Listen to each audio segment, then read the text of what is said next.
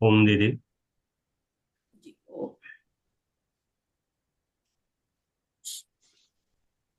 ओम सभी को। महिला पतंजलि योग समिति द्वारका की निःशुल्क कक्षा है ये, जो रोज रहती है 5:30 से 7 बजे तक। अभी हमारा 3 दिन का शिविर चल रहा है। शिविर का तीसरा दिन है आज। और विषय हमारा शिविर का था जोड़ों के दर्द का कारण व निवारण। उसी कड़ी में आज तीसरा दिन है। आज हमारे बीच डॉक्टर दीपाली जी आई हैं। उनका बहुत बहुत स्वागत। वैसे तो ये हमारे योग परिवार की ही सदस्य हैं। समय समय पर हम मार्गदर्शन देती रहती हैं और कई विषयों पर इनका बताती हैं। अलग अलग विषय पर हमारी क्लास में बताती हैं और हमें बहुत अच्छा लगता है। और हमारे योग परिवार के साथी भी चाहते हैं कि बार बार दीपाली दीदी को बुलाया जाए। तो बहुत बहुत स्वागत है दीदी आपका। आप आयुर्वेदाचार्य हैं। और मैं दीपन जी से रिक्वेस्ट करूंगी कि वो आपका परिचय हम सबको कराएं। वैसे तो आप तो जानते हैं, योग परिवार की जी। सदस्य हैं। लेकिन हर बार कुछ लोग नए होते हैं, तो इसलिए आपका परिचय दोबारा कराना होता है। तो दीपन जी, दीदी का जी। स्वागत करते हुए। थैंक यू जी। सरोज जी। डॉक्टर दीपाली मैडम जी का परिचय सभी इससे विज्ञ है। डॉक्टर दीपाली BA MS है, जो अखंडानंद आयुर्वेदिक कॉलेज अहमदाबाद जामनगर है।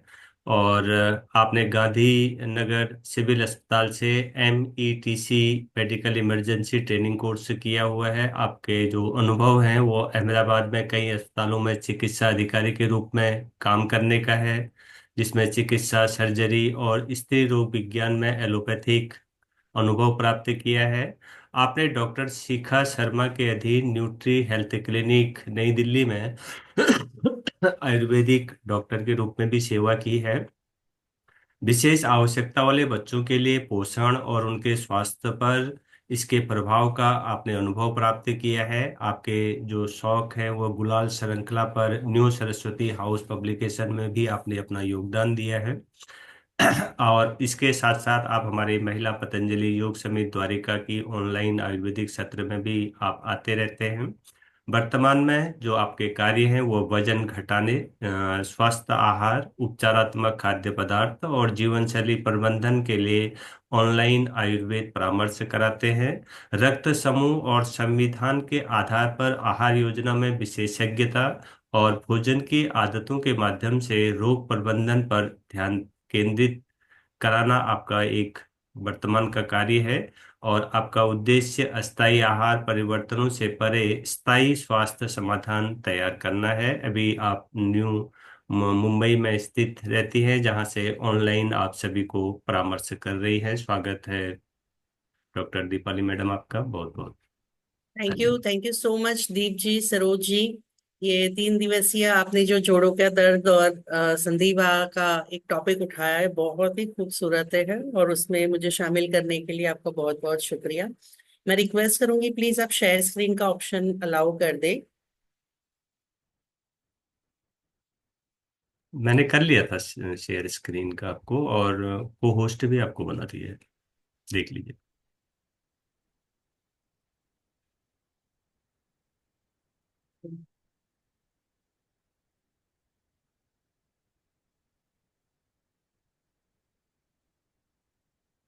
आपको दिख रहा है? जी।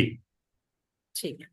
चलिए, ज्यादा समय नहीं लेते हुए हम शुरू करते हैं हमारा मेन टॉपिक, जो कि है आज का हमारा जॉइंट पेन्स। आयुर्वेद में हम इसको कह सकते हैं आर्थराइटिस।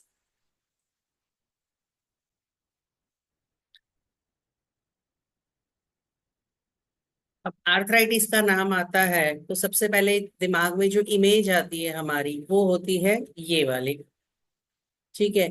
शरीर में कहीं पे भी जोड़ है, कहीं पे भी जहां पे जॉइंट होता है, वहां पे दर्द होना, मतलब जोड़ों का दर्द। अब हम जाते हैं मेन। What is arthritis? क्या होता है आर्थराइटिस? कहीं पे भी शरीर में जब जॉइंट पेन होता है, जहां पे भी दो हड्डियां जोड़ती है और वहां पे आपको पेन हो रहा है, इट कॉल्स आर्थराइटिस। वहां पे स्वेलिंग हो सकती है, रेडनेस हो सकती है, पेन तो डेफिनेटली होता ही है। और ये ड्यूरिंग एज, जैसे जैसे एज बढ़ती है, ये कॉमनली ज्यादा देखा गया है। बट अब नाउ डेज ऐसा कोई रूल नहीं है कि बच्चों को या बड़ों को ये प्रॉब्लम नहीं आती है, बिकॉज हमारी हड्डियां ही कमजोर होती जा रही हो रही है। सबसे पहले आता है इसमें स्टीफनेस होता है, हिल नहीं पाता है, अकड़ जाता है, जकड़ जाता है। ये कॉमन लैंग्वेज है जो हम डेली बेसिस पे हम यूज करते हैं कि मेरे हाथ अकड़ जाते हैं, मेरे पांव अकड़ जाते हैं, मैं उठ नहीं सकता या उठ नहीं सकती, मैं तुरंत नीचे पालटी मार के बैठ नहीं सकती। तो लॉस ऑफ फ्लेक्सिबिलिटी हो जाती है, एकदम जल्दी से आप मूवमेंट कर सकते हैं, हाथ ऐसे किया ऐसे किया ऐसे किया ऐसे किया, ये जितनी स्पीड होती है ये फ्लेक्सिबिलिटी नहीं आती है। आपका धीरे धीरे सेंसेशन कई बार कम हो जाता है, आपके बोन रप्चर हो जाते हैं बार बार, और वहां पे स्वेलिंग आती है। ये होता है मेन जोड़ों का दर्द या आर्थराइटिस। यहाँ पे मैंने यहाँ बहुत टाइप के आर्थराइटिस, मतलब किसी भी जोड़ों का दर्द को आप बहुत तरह का ले सकते हैं, जिसमें मेन होता है osteoarthritis, rheumatoid arthritis, gout, frozen shoulder, spondylosis, psoriatic arthritis. जिनको सोरियासिस होता है उनकी वजह से भी उनको आर्थराइटिस हो सकता है। जुवेनाइल आर्थराइटिस, जैसे मैंने बताया कि बच्चों को भी आजकल देखा जाता है।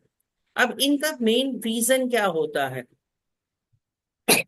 जो हम इस आज टॉपिक पे बात करने जा रहे हैं, वो मेन होता है ऑस्टियोआर्थराइटिस एंड रूमेटोइड आर्थराइटिस, क्योंकि यही सबसे ज्यादा कॉमन पाया जाता है। सबसे पहले इन दोनों में डिफरेंशिएट करना बहुत इंपॉर्टेंट होता है कि क्या आपको संधिवात है या आमवात है। ऑस्टियोआर्थराइटिस मतलब होता है संधिवा, और रूमेटोइड आर्थराइटिस मतलब होता है आमवात। सबसे पहले ट्रीटमेंट से पहले ये जानना जरूरी है कि आपको है क्या, क्योंकि दोनों की ट्रीटमेंट ऑपोजिट होती है, दोनों के सिम्टम्स अलग होते हैं, तो दोनों का वर्क ऑफ एक्शन भी फिर बदल जाता है। चलिए बात करते हैं ऑस्टियोआर्थराइटिस। ऑस्टियोआर्थराइटिस होता है दो जॉइंट्स के बीच में, जब हड्डियों के बीच की जगह कम हो जाती है और दो हड्डियां घिसना शुरू कर देती है, उसको हम ऑस्टियोआर्थराइटिस कहते हैं। ये बोन्स का जो डिसोरिएंटेशन होता है, बोन्स की जगह पे बदल जाना, बोन्स का एक दूसरे के साथ घिसना, अटैच जो होता है, उसके जो कार्टिलेज होते हैं, उसके जो मसल्स होते हैं, वहां पे जब ये प्रॉब्लम आती है उसको हम कहते हैं ऑस्टियोआर्थराइटिस। और ये ज्यादातर जो हमारे बड़े जॉइंट्स हैं, जैसे हमारा एल्बो हो गया, नी जॉइंट्स हो गया, रिस्ट हो गया, जो मेजर बड़े बड़े जॉइंट्स है, शोल्डर हो गया, पेल्विक में हो गया, तो वहां पे ये पाया जाता है। दूसरा होता है रूमेटोइड आर्थराइटिस। ये ज्यादातर शुरुआत इसकी छोटे जॉइंट से होती है, फिंगर्स से होती है, उंगलियों के जो छोटे छोटे जॉइंट्स है, टो के लेग्स में भी जो छोटे जॉइंट्स है, वहां से इसकी शुरुआत होती है। और ये एक इम्यून सिस्टम जब हमारी बॉडी पे ही अटैक करता है, या फिर इम्यून सिस्टम लो हो जाता है, आयुर्वेद में हम इसको बोलते हैं कि जब बॉडी में आम बनना शुरू हो जाता है तब आमवात होता है। तो ये बेसिकली खाने से रिलेटेड, आपका अपचन होने से रिलेटेड, जो बॉडी के अंदर टॉक्सिन्स बनते हैं उसकी वजह से जो आर्थराइटिस शुरू होता है उसको रूमेटोइड आर्थराइटिस कहते हैं। इसमें रेडनेस, स्वेलिंग, ये सब कुछ कंपैरेटिवली संधिवा से ज्यादा देखा जाता है। ठीक है, पहले बात करते हैं ऑस्टियोआर्थराइटिस। जैसे ही अभी ये स्लाइड टूटी ना, वैसे ही टूटने का आवाज आना।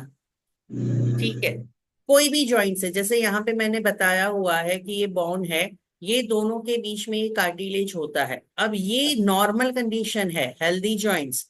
ये यहाँ पे जब इन दोनों के बीच का ये जगह बिल्कुल खत्म हो जाता है, तो ये दो हड्डियां, ये हमारे नी का है, तो इन दोनों के बीच का, इसके आगे एक पटेला करके और एक बोन होता है छोटा सा, जो उसके कैप का काम करता है।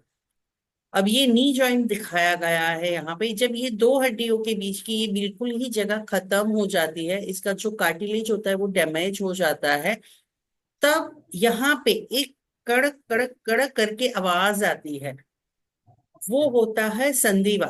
बेसिकली मेन, जैसे बताया है, ये बॉडी के main joint, spine, hip, hand, wrist मतलब नी जॉइंट, और फुट में एंकल जॉइंट में पाया जाता है।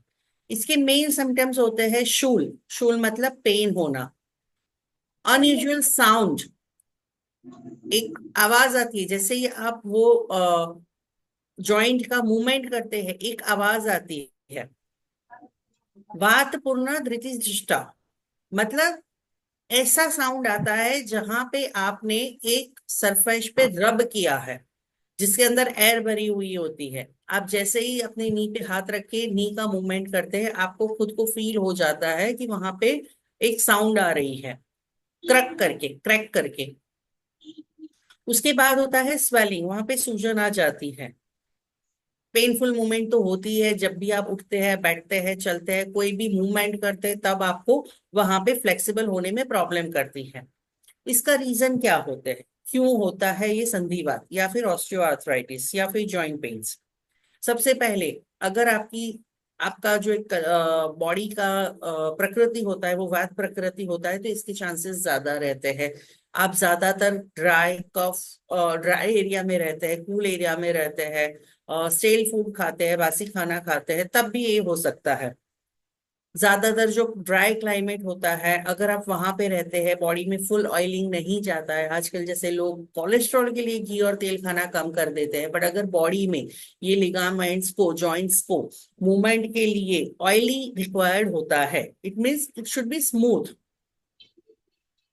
तो वहां पे ये ज्यादातर देखा गया है। ऑब्वियसली ओबिसिटी, हैवी वेट की वजह से जब बोन्स पे वेट आता है तो आपका ये प्रॉब्लम होना लाजमी है। एक्सेसिव यूज ऑफ जॉइंट, जो काफी जैसे साइकिलिंग करते हैं, रिक्शा चलाते हैं, ज्यादातर पैरों का यूज करते रहते हैं या ज्यादातर हाथ का ही यूज करते हैं, और एक ही सिचुएशन में कहते हैं, जैसे अगर कोई सिलाई मशीन का काम करता है तो उनको स्पॉन्डिलाइसिस, बैक का जो स्पाइन का प्रॉब्लम है वो ज्यादा बढ़ जाता है, क्योंकि उनकी पोजीशन ही एक रहती है कंटिन्यूस। तो कुछ काम की वजह से आपका जो वर्क होता है, वर्क टाइप होता है, उसकी वजह से कई बार ये देखा गया है। एंड डेफिनेटली ये एज के साथ थोड़ा सा ज्यादा बढ़ता ही है, क्योंकि हड्डियां है, हमारा शरीर धीरे धीरे नाश होना शुरू होता है, तो हड्डियां भी गलना शुरू होती है, तो विथ एज ये बढ़ता है। संधिवा में मेन क्या ट्रीटमेंट कर सकते हैं? जैसे मैंने पहले ही बताया, इन दोनों को डिफरेंशिएट करना सबसे इंपॉर्टेंट होता है। अगर आपको संधिवात है तो उसमें आप क्या इम्प्लीमेंट कर सकते हैं? सबसे पहले लाइफस्टाइल मेजरमेंट, जिसमें होता है आपका वेट लॉस। अगर आपका हैवी वेट है और आपको ये शुरू नहीं हुआ है, तो आपको सबसे पहले वेट लॉस की तरफ जाना चाहिए, क्योंकि वेट की वजह से इंडिया में ज्यादातर ये होता हुआ देखा गया है। मेडिकेशन में हम नॉर्मली कोई भी एक पेन किलर या नॉन स्टेरॉइड ड्रग्स जो होती है, पैरासीटामोल या ऐसा कुछ ले लेते हैं, उसके बाद आगे चल के स्टेरॉइड्स के इंजेक्शन आते हैं, ये एलोपैथी ट्रीटमेंट होती है। आयुर्वेदिक में सबसे ज्यादा होती है इसका शमन चिकित्सा, जिसमें हम मेन गूगल का इस्तेमाल करते हैं। अलग अलग तरह के गूगल होते हैं, मेदोहर गूगल जो कि ओबेसिटी में यूज होता है, किशोर गूगल जो यंगस्टर में यूज होता है, सबसे ज्यादा संधिवात में यूज होता है श्रीनाथ गूगल। तो वहां पे ये इसका मेडिसिन है, बट वो आपका कौन सी जगह है, आपकी एज कौन सी है, आपका नीड कितना है, उसके बेस पे उसका डोज और बाकी और भी मेडिसिन के साथ इसका यूज किया जाता है। हाँ, लेकिन गूगल को आप सिर्फ एज अ पेन किलर ले सकते हैं। तो जब भी, और गूगल जब भी आप लेते हैं आयुर्वेद के हिसाब से, तो आप उसको थोड़ा सा तोड़ के, क्योंकि उसकी टैबलेट्स आती है, टैबलेट्स फॉर्म आता है, तो उसको थोड़ा सा हाफ क्रश करके गर्म पानी के साथ लेना चाहिए, बिकॉज तभी वो बॉडी में डाइजेस्ट हो पाता है। सपोर्टिव थेरापीज यहाँ पे ज्यादातर हेल्प करती है। आपको फिजियोथेरापी हो गई, हॉट एंड कोल्ड पैक रखना हो गया, डेली एक्सरसाइज हो गई, कुछ ऐसे डिवाइसेस आते हैं जो जिसमें वाइब्रेशन होता है, वैसे वाले जो डिवाइसेस आते हैं आप वो यूज करते हैं, वो यहाँ पे ज्यादा आपको पेन कम करने में हेल्प करने में ज्यादा अच्छे से काम करती हुई देखी गई है। बिकॉज अगर आपको मेडिसिन की तरफ नहीं जाना है तो मेडिसिन एक सेकंड स्टेप होता है, first step my according to my से फर्स्ट लाइफस्टाइल होता है। अगर वहां से नहीं होता है, then you go for the supportive therapies, then you go for the medicine, and then you again go for that higher medicine, और फिर पंचकर्म हो गया है, फिर लास्ट में ऑपरेशन। अब आते हैं रुमेटॉइड आर्थराइटिस। जैसे बताया, यहाँ पे ये भी नी जॉइंट ही है। यहाँ पे ये जो फ्लूइड होता है, ये जो कार्टिलेज होता है, वहां पे ये साइनोवाइल फ्लूइड होता है, ठीक है। यहाँ पे ये होता है आमवात। आयुर्वेद में आमवात को एक बहुत बड़ा रोग माना गया है, क्योंकि इसका, जैसे हमने बताया कि संधिवात में सिर्फ मेरी जॉइंट्स में पेन होता है, सिर्फ मेरी नी में पेन होता है, सिर्फ मेरे लेग्स में पेन होता है, सिर्फ मेरी कमर में पेन होता है। ठीक है। आम वात में आपको ये बहुवेदना मिलता है, बहुवेदना, severe pain in body parts. कभी हाथ में हो रहा है, कभी पैर में हो रहा है, कभी पूरी बॉडी में हो रहा है। तो आपको इसमें इसका जो पेन होता है वो ऐसा होता है जैसे कोई कपड़ा फट रहा है। उसमें जैसे पेन होता था संधिवात में, कि जिसका होता है कि आवाज आ रही है, डोर आप खोलते हैं, कोई भी मशीन खोलते हैं, या जो हमारा चूल्हा होता है उसके अंदर हम ऑयलिंग नहीं करते हैं, तो कैसी आवाज आती है। बारिश के मौसम में दरवाजे लकड़ी के फूल जाते हैं और जोर से बंद करते हैं, खुलते तो कैसी आवाज आती है, वो होता है संधिवात में। लेकिन यहाँ जो आम वात है उसमें आपका जो पेन होता है वो जैसे कपड़ा फटता है और जो आवाज आती है ना, वैसा पेन आपको फील होता है। यहाँ पे कोई क्रैक साउंड वाली आवाज नहीं आती है आपको जॉइंट्स में। इसकी वजह से कई बार आपको अतिसार, मतलब कि स्टूल ज्यादा पास हो जाना, डायरिया हो जाना, और एक फटा हुआ, जैसे फटा हुआ दूध होता है उस तरह का स्टूल का जो कलर या उसका जो फॉर्मेशन होता है, वैसा वाला हो दिखा जाता है। संधि सोफा स्वेलिंग तो दिखती ही है, यहाँ पे रेडनेस ज्यादा दिखती है क्योंकि ये आमवात है। संधिवात में रेडनेस कम दिखती है। यहाँ पे जो अगर आपको अमवात होता है तो ये रेडनेस थोड़ा सा ज्यादा और सूजन थोड़ा सा ज्यादा देखने को मिल सकती है। इसके साथ साथ आपके मुंह से सलाइवा निकलता रहता है। ये एक कॉज बोल सकते हैं, एक अर्ली साइन बोल सकते हैं कि आपकी बॉडी में आम बन रहा है, मतलब आपका खाना अच्छे से पचन नहीं हो रहा है। इसको हम आम बात का एक सबसे पहले मेन अलार्मिंग साउंड बोलते हैं। अगर आपके माउथ से रात को सोने के टाइम पे या दिन में या कभी भी सलाइवा ज्यादा निकल रहा है, तो बेसिकली आपका लीवर और जो आपका स्टमक है, आपके स्टमक जूसेस है, वो प्रॉपरली काम नहीं कर पा रहे हैं और आपकी बॉडी में खाना अपचन हो रहा है। Pain in back, neck, pelvic region and physical deformities, मतलब आपका एंड में जाके वो पूरा मुड़ जाता है। ऐसे कई लोगों के ऐसे फिंगर्स आपने देखी होगी कि हाथ और पैर की फिंगर्स मुड़ जाती है। तो ये ज्यादातर आम बात होता है। वो शुरू छोटे छोटे जो जॉइंट्स होते हैं, जैसे ये हमें दिखता है, ये पर है छोटा सा जॉइंट, ये छोटा सा जॉइंट, एक दो तीन जॉइंट यहाँ पे, ये फर्स्ट सेकंड और थर्ड, ये जॉइंट, ये जॉइंट, ये जॉइंट। तो ये शुरुआत आम बात की नॉर्मली छोटे जॉइंट से होने के बाद बड़े जॉइंट्स में जाती है, जबकि संधिवात में उल्टा होता है, मेनली बड़े जॉइंट्स में पहले देखा जाता है। आम होता क्या है, जैसे मैंने बताया, खाने की हैबिट सबसे पहली चीज वहां पे आ जाती है। आप जब विरुद्ध आहार लेते हैं, मिल्क एंड फ्रूट जैसा, तब हो सकता है। अनडाइजेस्टिव जो इनडाइजेस्टिबल फूड है, हैवी है, ओवर ईटिंग है, इरेग्युलर ईटिंग पैटर्न है, उससे ज्यादा आम होता है। उसके साथ साथ अगर आप ज्यादातर एक नेगेटिव फीलिंग्स रखते हैं, जैसे ग्रीफ, एंगर, एंजाइटी, फियर, हर बार रोते रहना, हर बार दुख में रहना, वैसा अगर आपका ज्यादा एक मूड बनता रहता है, ही आम फॉर्म होता है, आपका खाना हजम नहीं होता है। ज्यादातर आप रॉ, अनकुक्ड सलाद का एक फैशन चला हुआ है कि रात को सलाद खा लो, नहीं अच्छा है। आयुर्वेद में कहीं पे भी कच्चे वेजिटेबल्स खाना को नहीं बताया गया है कि आप रॉ फूड खा सकते हैं। कहीं पे भी किसी भी हमारे जो गुरु थे चरक सशक्त, कहीं पे किसी ने भी नहीं लिखा है कि आप उसको रॉ खाइए। उसको बॉईल करके खाने का विधान है हमेशा। तो अनकुक्ड फूड जो हम ज्यादातर खाते हैं, उससे ब्लॉटिंग बढ़ती है, उससे बॉडी में जो कोल्ड एक वात प्रकृति होती है वो ज्यादातर बढ़ती है। उसकी वजह से आम बन सकता है। अनक्लीन अनहाइजीन फूड खाने से बन सकता है। ड्राई और फ्राइड फूड, डिहाइड्रेट फूड, जिसमें मैंने बताया कि जैसे आजकल बहुत ज्यादा कॉन्शियस मोड पे, ऑयल नहीं खाना, घी नहीं खाना, जिसको हम एक मैं बताऊंगी कि जो आपने एलोवेरा का बताया ना, कि एलोवेरा का फॉर्म कैसा होता है, चिकनाहट वाला। इट्स नॉट अबाउट कि आपको तेल ज्यादा खाना है या घी ज्यादा खाना है, पर जो उसकी जो कंसिस्टेंसी होती है, चिकनाहटपन जो होता है, वो दो बॉन्ड्स के बीच में रहना जरूरी होता है। जब आप ये चिकनाहट बॉडी में नहीं देते हैं, तब यहाँ पे आम फॉर्म होता है और संधिवात का प्रॉब्लम ज्यादातर बढ़ जाता है। Consumption of food that soaked in too much of water, ज्यादातर जो वाटर के अंदर पकता है, जैसे कि कमल गट्टा हो गया, ठीक है, अगर आप उसका सेवन ज्यादा करते रहते हैं, जो फूड वैसा है कि कमलकट्टा हो गया जो पूरा पानी में ही रहता है, फिश वाले हो गए जो मतलब फिश खाते हैं, अगर उसका आप ज्यादातर यूज करते हैं तो आपको ये बनना मतलब हो सकता है, ऐसा नहीं है कि होता ही है, but this is the reason कि क्यों हो सकता है कि आम बन सकता है आपकी बॉडी में। आम बात की ट्रीटमेंट अगर देखा जाए तो संधिवात में मेडिसिन और बाहर की ट्रीटमेंट ज्यादा होती है, जबकि आम बात में खुद के बॉडी के ऊपर काम करना जरूरी बन जाता है। उसमें सबसे पहले आता है लंघन। लंघन का मतलब होता है कि फास्टिंग करना, एक मेडिकल वे में फास्टिंग करना, सिर्फ खाना नहीं खाना नहीं होता है।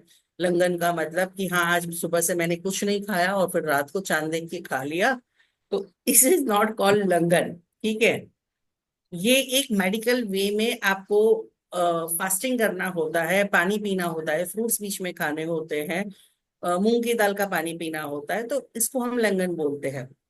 उसके बाद आता है उसका pre primary स्नेहन and स्वेदन।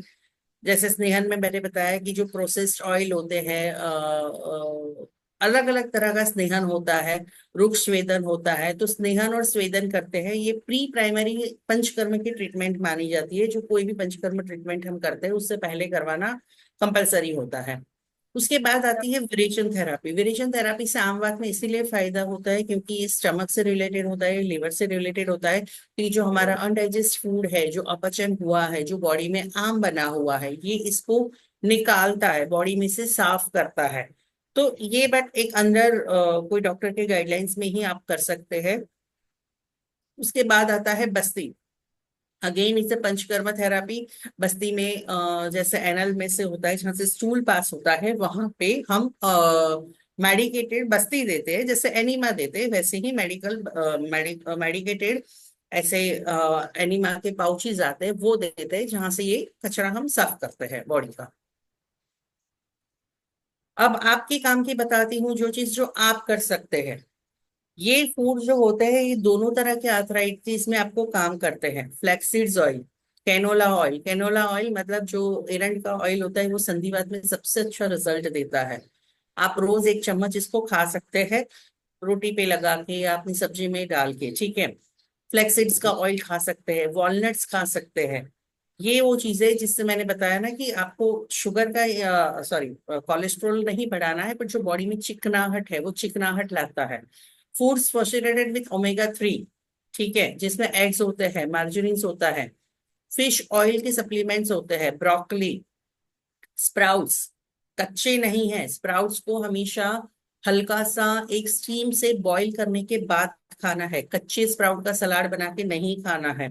Cauliflower, cabbage, cherry, strawberry, Raspberry, avocado, watermelon, grapes, जितने भी रेड और ग्रीन कलर के फ्रूट्स होते हैं वो इसमें ज्यादा यूजफुल होते हैं। स्टार्ची फूड्स, पोटैटो, राइस, जिसमें प्रोटीन कंटेन होता है, pulses, meat, fish, saturated unsaturated oils और स्प्रेड होते हैं फैट्स वाले, वो आप बाहर से खा सकते हैं। सबसे ज्यादा वर्स्ट क्या बनाता है? शुगर। कॉमन चीज है, आप सभी को पता है, एक्स्ट्रा शुगर बॉडी में बहुत ज्यादा हम डालते हैं तो शुगर ट्रीट्स होते हैं, रिफाइंड कार्बोहाइड्रेट्स होते हैं, हाईली प्रोसेस्ड फूड जो मार्केट में हम रेडी टू ईट वाला आजकल मिलता है या बच्चे बहुत ज्यादातर खाते हैं, फ्रोजन फूड्स वो वाला, cold drinks, alcohol and salty foods. ये कुछ आयुर्वेदा ड्रग्स आप प्रिपरेशन है, जैसे अजमोदादी चूर्ण हो गया, सूंठी चूर्ण हो गया, इसको आप आमवात में यूज कर सकते हैं। अश्वगंधा चूर्ण, दशमूल चूर्ण, रासनादी चूर्ण, ये आप संधिवात में यूज कर सकते हैं। टैबलेट में भी जैसे सिहनाथ गूगल है, महायोगराज गूगल, योगराज गूगल, ये मेनली संधिवात में यूज होती है। पुनर्नवा गूगल अगर इसके साथ आपको यूरिनरी ट्रैक्ट का इन्फेक्शन है, पेल्विक का कुछ प्रॉब्लम है, किडनी से रिलेटेड कुछ प्रॉब्लम है, तब हम यूज करते हैं। त्रिफला गूगल एक नॉर्मल जनरल गूगल की तरह, पेन किलर की तरह आप यूज डेफिनेटली कर सकते हैं। अगर आपको कुछ भी समझ में नहीं आ रहा है, आपका आम बात है, संधिवात है, कौन सा पेन हो रहा है, आप triphala guggul as a painkiller ले सकते हैं। ये आयुर्वेद का पेन किलर है, जैसे आप वहां पे डाइक्लोफेनिक सोडियम हाइड्रोक्साइड लेते हैं या फिर पैरासिटामोल लेते हैं, डाइसाइक्लोमिथेन लेते हैं, और स्टेरॉइड के इंजेक्शन लेते हैं। तो ये एक आयुर्वेद का पेन किलर की तरह आप यहाँ पे त्रिफलाकुगल ले सकते हैं। घी और ऑयल का मसाज भी कर सकते हैं। स्नेहन और स्वेदन के लिए, जब स्नेहन और स्वेदन की प्रक्रिया होती है, तो स्नेहन के लिए हम अश्वगंधा घृत, दशमूल घृत, एरंडा तेल, ये सब कुछ का यूज करते हैं। इसके साथ साथ जैसे मैंने बताया, आप कैस्टर ऑयल, एरंड तेल को मसाज के लिए, आपकी जॉइंट्स के मसाज के लिए यूज कर सकते हैं। थोड़ा सा खाने के लिए यूज करते हैं। नारायण तेल आता है, उसका इफेक्ट बहुत अच्छा सा देखा गया है, उसको भी आप डेली मसाज कर सकते हैं। अवले होता है, भल्लातक अवले, बट ये अवले थोड़ा सा एक्सट्रीम कंडीशन में हम यूज करते हैं, और ये अंडर डॉक्टर के प्रिपरेशन में ही यूज करना चाहिए। चलिए बात करते हैं आप होम रेमेडीज की। क्या कर सकते हैं घर पे अगर आप दवाई पे नहीं जाना चाहते तो? मेथी दाना और अजवाइन का पानी पीना शुरू कीजिए। रात को दोनों भिगो दीजिए। सुबह उठ के दोनों मेथी दाना और अजवाइन, उसके साथ उसका पानी पी लीजिए। गर्म पानी से नहाने का रखिए। ठंडे पानी से अगर आपको जॉइंट पेन्स हो रहा है तो नहीं नहाना चाहिए। कैस्टर ऑयल का वही बताया, जैसे आप मसाज कर सकते हैं। सूंठी पाउडर या फिर हल्दी पाउडर आप दूध में डाल के पी सकते हैं। सनलाइट में बैठिए, विटामिन डी बॉडी में बनने दीजिए। गर्म कपड़े यूज कीजिए। तो ये कुछ होम रेमेडीज हो गई, जो आप, कोई भी जिसको थोड़ा सा शुरुआत है या प्रॉब्लम आपको नहीं आइडेंटिफाई हो रहा है, तो आप कर सकते हैं।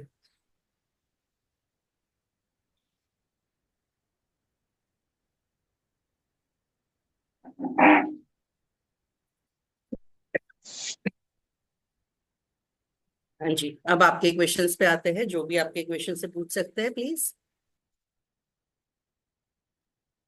जी मैडम नमस्कार। हेलो। नमस्कार मैम। आवाज हाँ आ जी, रही है। नमस्ते नमस्ते। मैं डॉक्टर केसी वर्मा भिवानी से बोल रहा हूँ, हाँ जी। नेचुरोपैथ हूँ।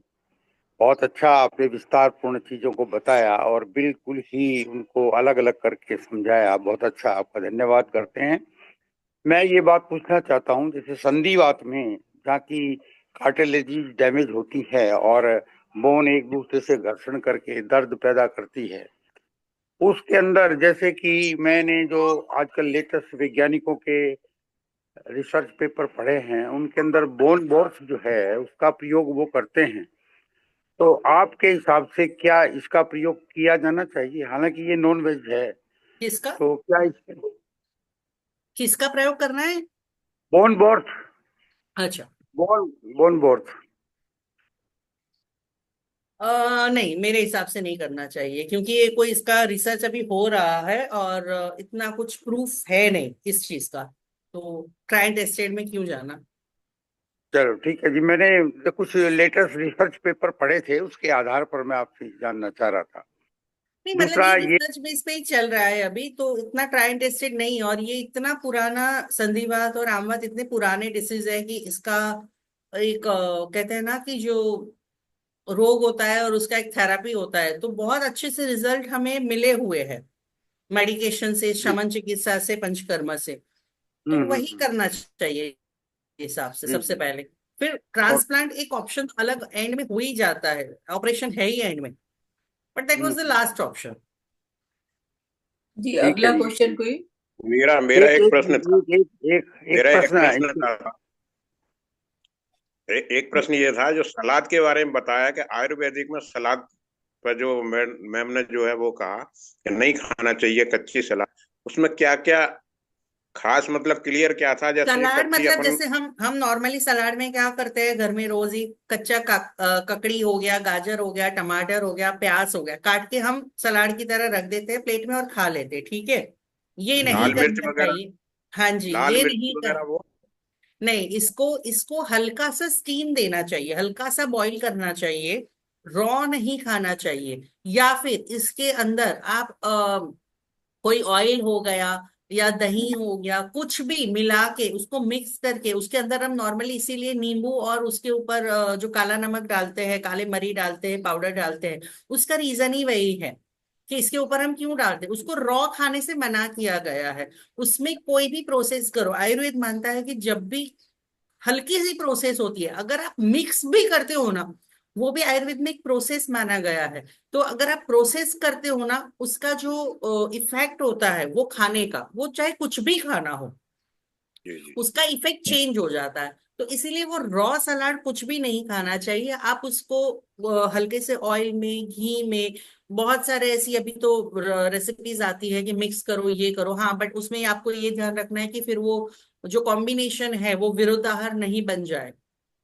और तो जिसमें इसका अंकुरित ध्यान। अंकुरित वाले जो बताए गए, अंकुरित मतलब अंकुरित दाने, वो भी इसमें आते हैं कच्चे में।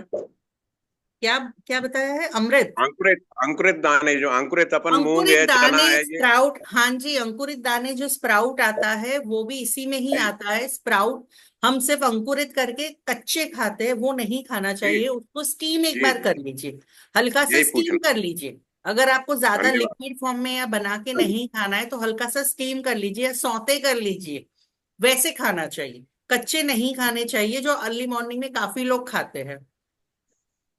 बहुत बहुत जी धन्यवाद मैडम, मैडम, एक वो प्रश्न बहुत मेरा, दिमाग एक से चली सवाल। थी आज की हुई ये बात।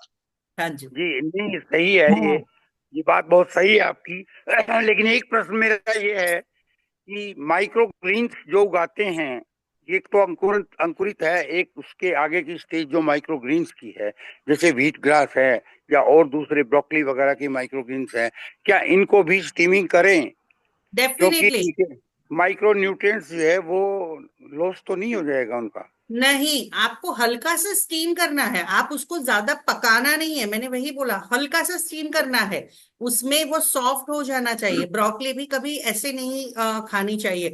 हम नॉर्मली, अगर मैं मॉडर्न साइंस की तरह से बात करूं, या आजकल के जो बच्चे ब्रोकली सॉस बनाते हैं या ब्रोकली का यूज करते हैं ज्यादातर सलाद में, सैंडविच में, वैसे यूज करते हैं, तो वो भी सौते करते हैं, हल्का सा रोस्ट करते हैं तवे के ऊपर, नॉन जी स्टिक जी। पैन में। अगर आप वैसा नहीं कर सकते, जो माइक्रो न्यूट्रिएंट्स वाली आप बात कर रहे हो, उसके लिए आप स्टीम भी कर सकते हो, हल्का सा 2 मिनट या माइक्रोवेव हल्का सा कर लो। Light light steaming is a must, light ठीक है। स्टीमिंग, वेरी लाइट स्टीमिंग, जिससे लाइट वो लाइट सॉफ्ट हो स्टीमिंग। जाए। हाँ, जी मैंने बताया ना, आयुर्वेद में प्रोसेस मतलब आप सिर्फ मिक्स करते हो ना। 4 बार अगर आप दही को फेंटते हो ना, तो दही कैसे अलग हो जाता है? कुछ नहीं किया है आपने, दही की पन्नी में से दही निकाला है, उसको सिर्फ फेंटा है, 4 बार चम्मच से हिलाया है। आप जो निकला हुआ था और 4 बार चम्मच से हिलाया हुआ दही, आपको टेक्सचर, लोग खाने में, टेस्ट में फर्क दिखना अपने आप शुरू हो जाता है। तो यही बात है, जब भी आप ये सलाद या माइक्रोन्यूट्रिएंट्स की बात करते हो या स्प्राउट्स की बात करते हो, आपको उसमें कुछ भी प्रोसेस करना है, चाहे आप उसमें नींबू का रस ही क्यों नहीं मिला रहे हैं, जी जी जी जी। तो वो बहुत कुछ अच्छे। जी। एक प्रोसेस भाई, करके लेना है। अभी एक वर्मा बात जी, इसमें और पूछनी है, वर्मा जैसे जी, गाय का शुद्ध गाय का घी वर्मा जी, के अंदर। वर्मा जी, और क्वेश्चन बाकी लोगों को लेने थे। आप तो खुद डॉक्टर हैं, आप भी क्वेश्चन पूछेंगे और बाकी लोगों को समय नहीं मिल पाएगा, प्लीज। अगला डॉक्टर, क्वेश्चन। मैं हमेशा राइट शोल्डर पे ही सोती हूँ।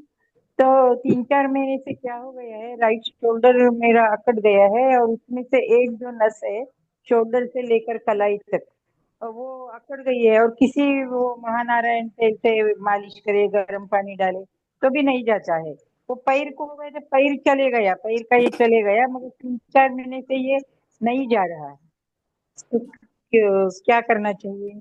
नहीं, पर ये एक्चुअली प्रॉब्लम क्या है वो देखना पड़ेगा, क्योंकि ये सिर्फ कट है, क्या है, किसकी वजह से हुआ है, कितना पुराना है। क्योंकि सिर्फ ऑयल, मैंने बताया कि ऑयल का मसाज करने एक ट्रीटमेंट नहीं होती है। अच्छा। जब आपको शुरू होता है तब आप सिर्फ ये मसाज वाला एक ट्रीटमेंट कर सकते हैं, बट एक ट्रीटमेंट नहीं होती है, इसके साथ साथ आपको इंटरनल मेडिकेशन भी करना पड़ता है। जी, अगला हाँ, क्वेश्चन किसी का? एक बार में वो ही लगाने। एक क्वेश्चन ही पूछे, उसी में अपने क्वेश्चन दोनों तीनों एक ही बार में पूछे, बार बार ना पूछे कृपया, बाकी लोगों को भी समय दें। जी, अगला क्वेश्चन किसी का? कोई और बालकिशन क्वेश्चन जी, है किसी? बालकिशन जी, आपका कोई क्वेश्चन है? आप बार बार माइक ऑन कर दे रहे हैं। बताइए, कोई क्वेश्चन है आपका, बालकिशन मिश्रा जी? नहीं, क्वेश्चन तो कुछ नहीं है सर। वो मेरा बंद हो जाता है। नहीं, माइक बंद कर दीजिए, कोई बात नहीं, उससे कोई दिक्कत नहीं होती है। बार बार माइक खोलने हमको से आवाज आवाज नहीं आती। आपको आवाज वैसे ही आ जाती है, आपकी आवाज नहीं जाती है बाहर। रुक करके आ रही है। तो इस विषय में बाद में बात कर लेंगे। कोई और क्वेश्चन लें सर? जय श्री राम, जय श्री राम, जय श्री राम। जी जी। मुझे डॉक्टर साहब से पूछना है। डॉक्टर साहब का बहुत बहुत धन्यवाद। थैंक मैं यू। इस समय ट्रेन में बैठा हूँ, बैजनाथ से आ रहा हूँ। रास्ते में त्रिवेणी का देखा स्टेशन पर। आपकी आवाज नहीं आ रही है। हम तो दर्शन करने नहीं जाते आपकी आवाज नहीं आ रही है, थोड़ा जोर आवाज से नहीं आ रही। बोलिए। जोर से डॉक्टर विजय जी बोलिए, थोड़ा आवाज सा मैं नहीं आ तेज रही। ट्रेन में बैठा बोले। हूँ, मुझे पूछना है कि डॉक्टर विजय जी थोड़ा सा तेज बोले। जिन लोगों नहीं, उनके उनके नेट की प्रॉब्लम है। हम्म। कोई दूसरा कोई क्वेश्चन और कर ले। उन विजय जी के नेट की प्रॉब्लम चल रही है जी। किसी और का क्वेश्चन? रेणु जी शायद कुछ पूछना चाह रही हैं आप। किसी और का क्वेश्चन हो तो ठीक है, अगर नहीं है क्वेश्चन तो कर्नल सर से रिक्वेस्ट करूंगी कि डॉक्टर साहब का धन्यवाद करें और बताएं कि उनका लेसन जो था आज का, हमेशा की तरह हमें तो बहुत अच्छा लगा और इतने आसान शब्दों में बताती हैं कि एक बार में ही समझ में आ जाता है कि क्या करना और क्या नहीं करना। बहुत सारी चीजें हमें पता होती हैं लेकिन नहीं कर पाते, लेकिन जब आती हैं आप तो बहुत सारी चीजें हमें याद दिला देती हैं और उसको हम फिर दोबारा से करने लगते हैं। तो बहुत आसान शब्दों में बहुत अच्छे से आपने बताया जी। कर्नल सर, डॉक्टर साहब का धन्यवाद करें और बताएं आज के बारे में। शायद कर्नल सर नहीं है। हाँ, या I'm here। Ji ji. Doctor साहब तो बार बार उनसे बात होती है, बार बार आती हैं और इतना सारा नॉलेज लोड कर देती हैं। वो जो आर्थराइटिस और इंडाइजेशन की बात जो है वो कुछ ज्यादा ही बढ़ जाती है, क्योंकि वो तो ओवर हो जाता है। आपका बहुत बहुत धन्यवाद। हर बार आती हैं, बहुत अच्छी तरह से, बहुत अच्छे शब्दों में बताती हैं और सबको बहुत लाभ होता है। हमारे जैसे कुछ हैं जो उसको फॉलो भी करने की कोशिश करते हैं और उससे बड़ा फायदा उठाते हैं। मैं तो कोशिश ही करता हूँ जो भी कोई बता दे उसका जरूर एक बार ट्रायल जरूर करूँ मैं अपने पर ही, और उसके बाद उसको आगे बढ़ाऊँ। तो हमारे पास भी कुछ लोग हैं जिनको हम कुछ बताते रहते हैं। इसी के साथ आपका बहुत बहुत धन्यवाद। Thank you very much. Wonderful. बहुत वेरी बढ़िया गुड। सेशन रहा आज का। बहुत दीप सर, आप दीपन जी, जी ओम जी, आप बहुत बहुत स्टार्ट धन्यवाद करा दें। आप सभी मेरे का, में जो भी ये बंद आप हो कार्यक्रम से जाए। जुड़े थे। और मैं सभी लोगों से अनुरोध करता हूं कि सभी के माइक खुले हुए हैं। कमर गर्दन सीधी करें। शांति पाठ करने से पहले एक दीर्घ ओम का उच्चारण करते हैं, उसके बाद शांति पाठ। हरे गहरा लंबा सांस। ओ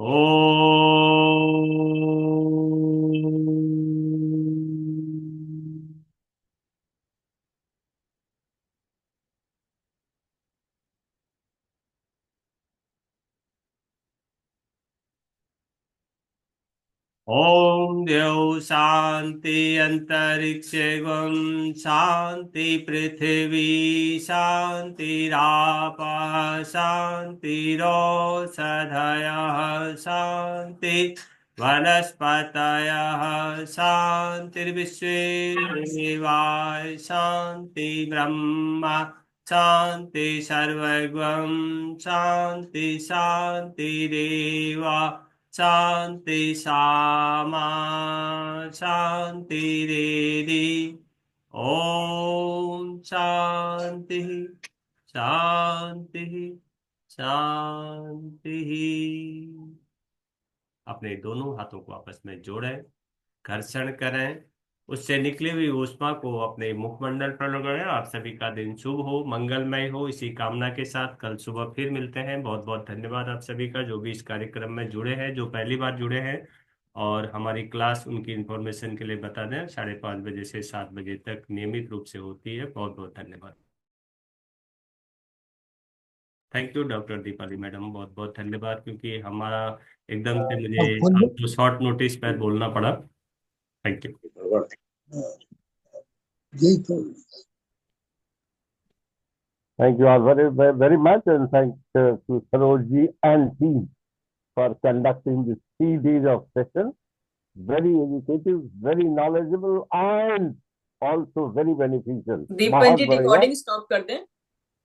बहुत अच्छा। Thank you all very much. God bless.